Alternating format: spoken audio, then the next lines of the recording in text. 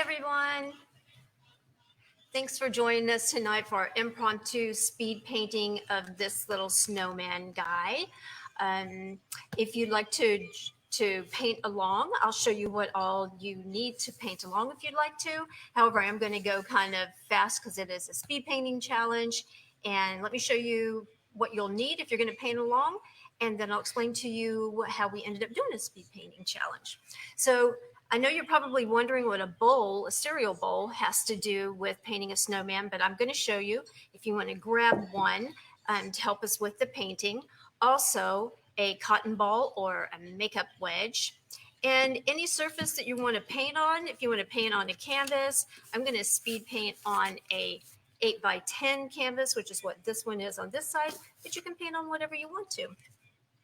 I like to use a big brush for the background, and I'm just going to use this single brush to paint him. So if you want to grab those things, you can see you would need some white paint, some brown paint for his arms if you want to do his arms brown, orange for his little nose, and then just some blue and white for the other colors unless you want to do some other colors. All right, so actually the whole way that the speed challenge for this snowman got started was on a dare from Nick. I told him that I could paint snowman really quickly, and he told me that I couldn't. And I told him I could paint a snowman in under 10 minutes, and he just didn't think that I could do that. So, of course, because we're so competitive with each other, I was determined that I had to paint the snowman in less than 10 minutes. So I've done it in less than 10 minutes before. You can take your time doing it. Obviously, you can go back and watch the video and do it, but I'm going to go ahead and start the speed painting challenge now. All right, you want to time me? 7:02. 7:02. All right.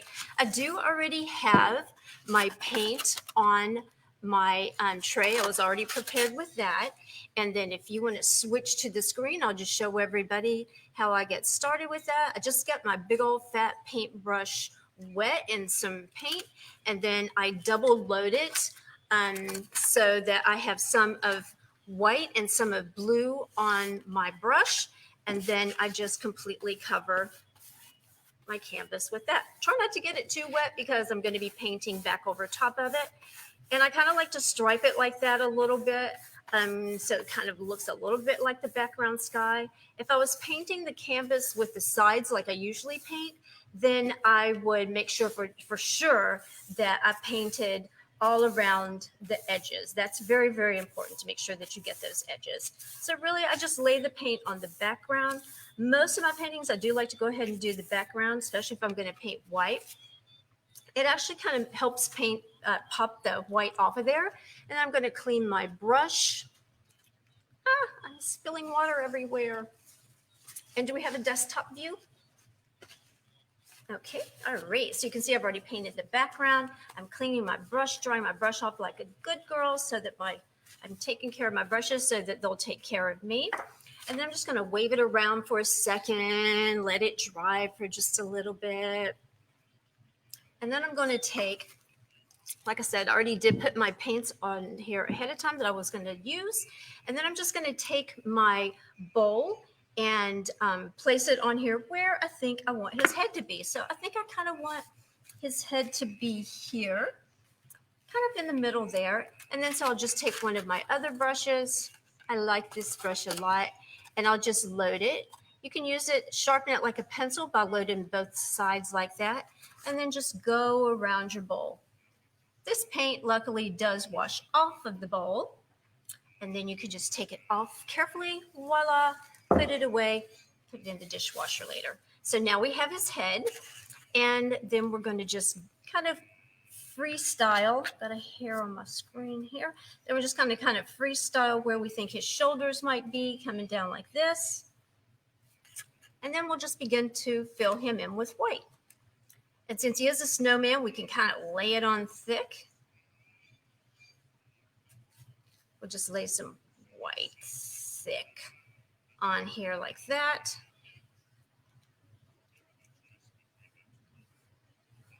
And that way it'll dry and look like it has a little bit of texture too. Same thing with his body down here.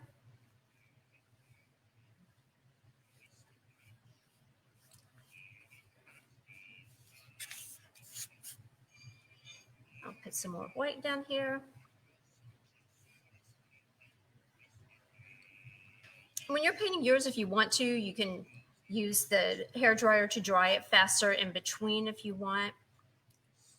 All right. I do like to just go ahead and put his little point up here for his nose because we're going to put orange in just a little while.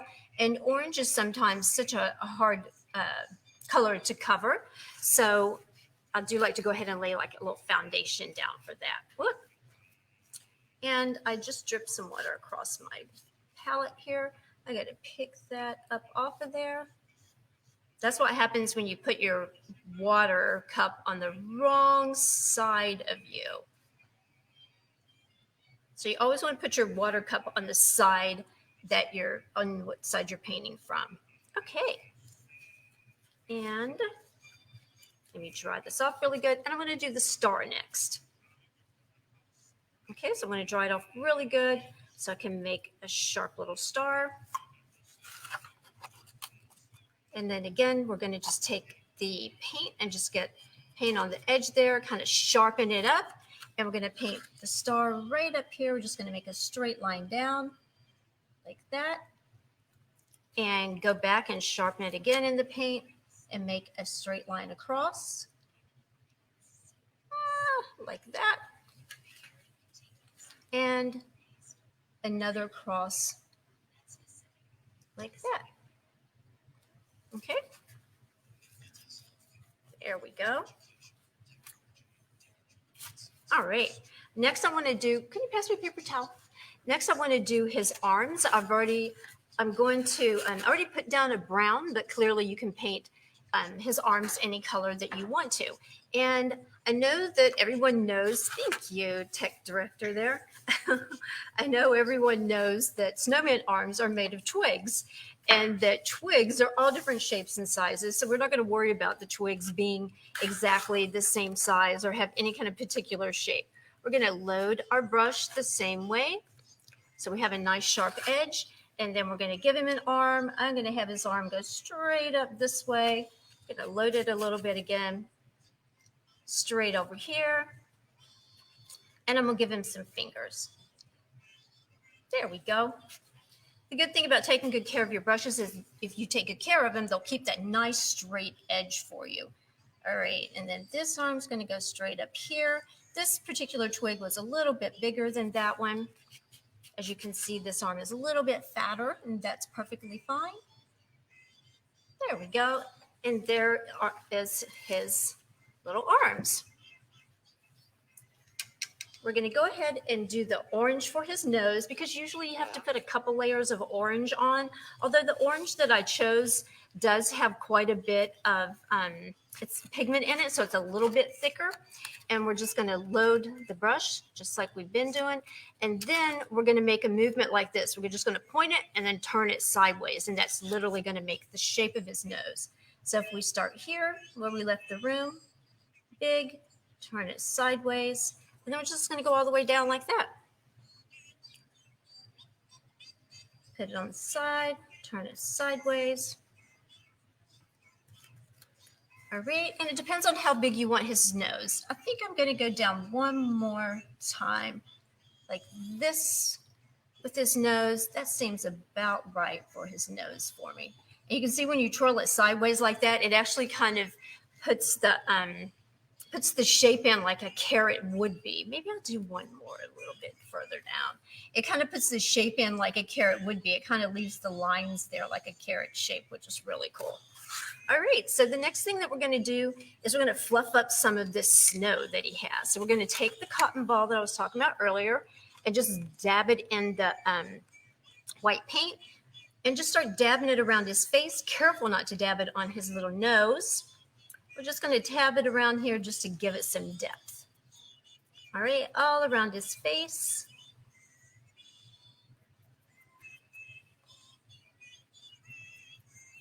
And like I said, you can use the end of a brush for this if you want to, but you could also use a makeup wedge. If you don't have cotton balls, if you have any medicine that you have the little cotton balls down in. I'm avoiding this little area here around his neck because that's where I'm going to put his scarf next. Here we go. Just gives it a little bit of depth in here. Tend to try to do these areas closest to me last because I'm pretty messy and then I end up wearing a lot of the paint sometimes.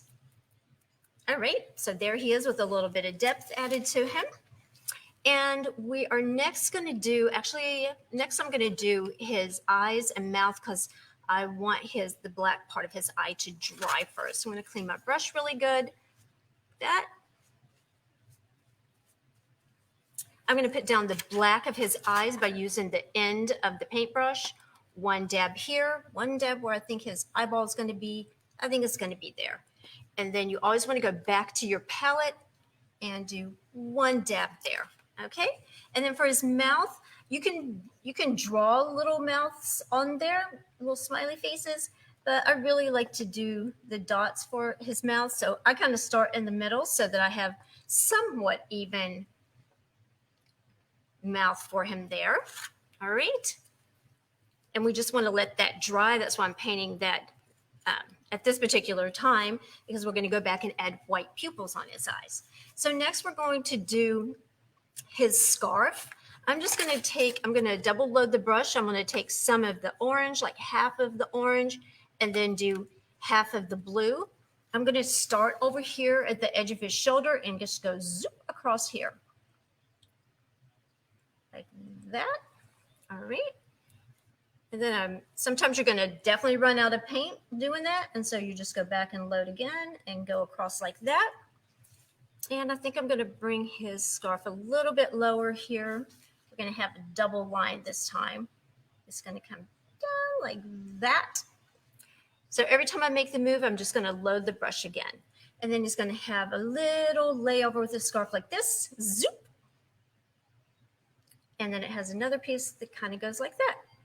And then you can kind of put a round thing there where it's tied at. All right. So that's how his scarf is going to go. And then I'm just going to put a tiny little black dot on his eyeball for his little pupil. I'm going to use the big brush, but I'm going to have to be really careful to put just a tiny little white dot there so that it doesn't take up the whole eyeball. Whoop. That could have been smaller for sure. There we go. Maybe I'll go back and put another black dot on there. All right, so you're basically done with the body, and then usually what I'll do is just go back with my cotton ball. Cotton ball, where'd you go? Did you steal my cotton ball to slow me down? Yes, I did. May I have it back? All right, so if you don't have somebody stealing your cotton ball, then you can there we go. Then you can use the cotton ball. I like to just kind of put it in the paint and then over here to the side on my palette to take some of the excess off, and then just kind of start putting it around in the background like that to represent kind of falling snow here and there.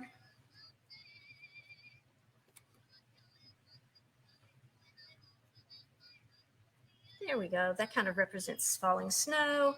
And then I sometimes will go back and add the dots in. And again, it's one dot into the paint and one dot onto the canvas. And you can kind of put them sporadically. You can use all different size paintbrush to do it. Just every time, make sure you're dipping it into the paint onto the canvas. All right. Okay.